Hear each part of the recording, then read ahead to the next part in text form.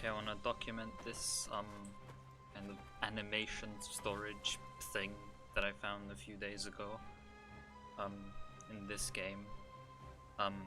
So basically, well, we all know that the buffer window for this game is insanely large. Like if I come here, I press jump very early there, but the wall run was buffered. But turns out that when we buffer a wall run, we can actually store that buffer. So I guess we can call it buffer storage. And here's how. So one way to do it is to wait for Elika to swap with you, and then during that swap, buffer a wall run like that. Now a wall run to the left has been buffered just now. However, or actually, let me try to demonstrate this. If I try to move to the right, you can see I can't. If you look at my input viewer, I'm pressing right, but I cannot move right because I've got a buffered wall run there. And I'll show you what happens if I just press left without pressing jump. He wall runs. And we can do this again.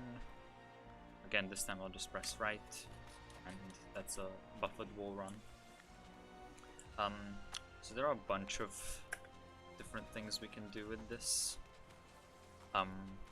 So for example, here on the corner, we don't even need Elika. Turns out you can do this buffer during any like animation that you can't interrupt.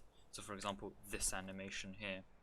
So if I do this animation and then buffer a wall run to the left like that, if I then try to move left, the prince will try to wall run left and end up grinding down.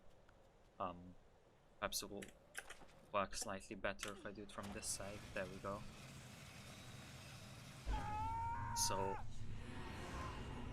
we can wall run in some unintended places by doing this. Okay, so another way to get this buffer storage is on a vertical fissure. So I'm gonna grind down to this fissure, and hopefully Elika will follow. And as during that animation when Elika was swapping with us, I buffered an upwards wall run, and then if I just do this, we will wall run up. So let me show that off again. We can also move down from here. But then some weird stuff happens, like for some reason if we go to that fissure there, if we try to hold right, he just climbs back up. And also we can buffer a wall run like that.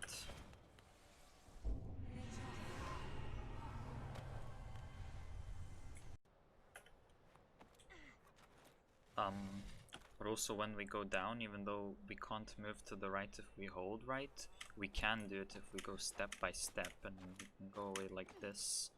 And then from here you can see if I hold it, I can't move. It's very weird, unless I can sometimes. Oh, looks like he just tried to wall run there and I lost my storage. Well, anyway, the point is it's very weird. I don't fully understand it yet. It looks like he tried to wall run when going around that corner there.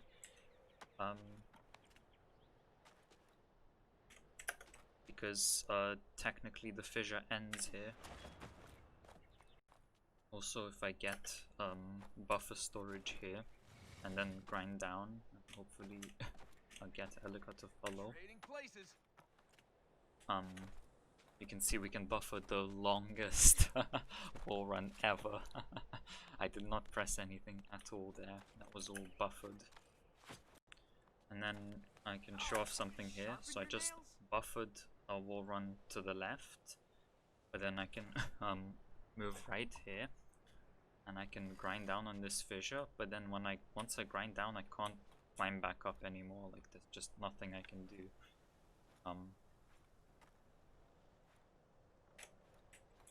Just stuck here now. I can wall run if I press jump. And just to show off that this isn't like a glitched fissure or anything, you can see I've just done the same thing without the buffer storage and I can move up normally. So this is definitely a consequence of the buffer storage. And then one final thing I want to show off is that the buffer storage also works on poles. So we wait for Elika to come, and then we swap with her, and during that swap we buffer a jump input.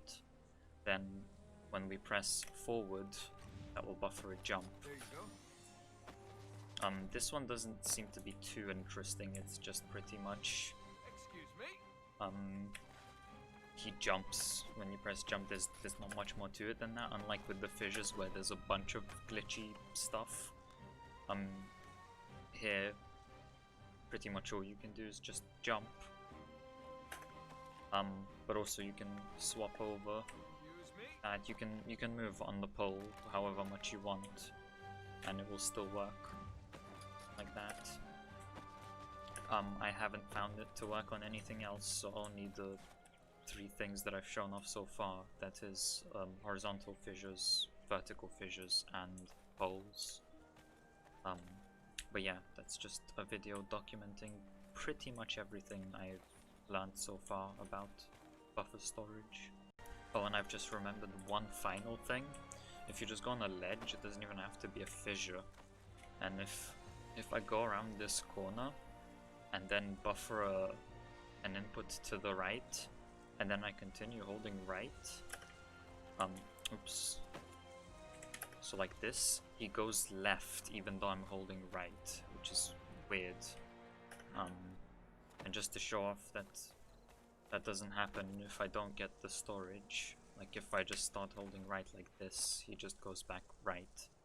So it's somehow a consequence of buffer storage, but I don't fully understand how.